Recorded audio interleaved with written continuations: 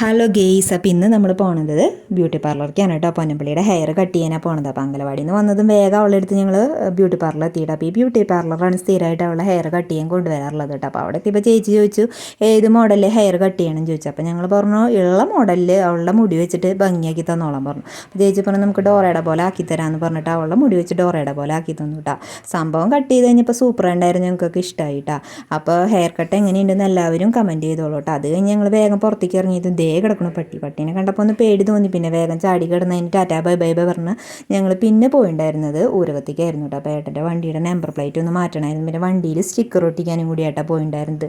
അപ്പോൾ പൊന്നപ്പള്ളിയുടെ ശരിക്കുള്ള പേര് വൈഗ എന്നാണ്. അപ്പോൾ വൈഗ എന്നുള്ളത് മലയാളത്തിലായിരുന്നു. അപ്പോൾ അത് മാറ്റിയിട്ട് ഇംഗ്ലീഷിലാക്കാമെന്ന് വെച്ചിട്ട് അവിടെ പോയി ഒട്ടിച്ചുകൂടെ സ്റ്റിക്കർ. അപ്പോൾ എങ്ങനെയുണ്ടെന്ന് എല്ലാവരും കമൻറ്റ് ചെയ്തോളൂ. അത് കഴിഞ്ഞപ്പോൾ സൈഡിൽ പൊന്നപ്പള്ളിയിൽ നിന്ന് ഒട്ടിച്ചു കേട്ടോ.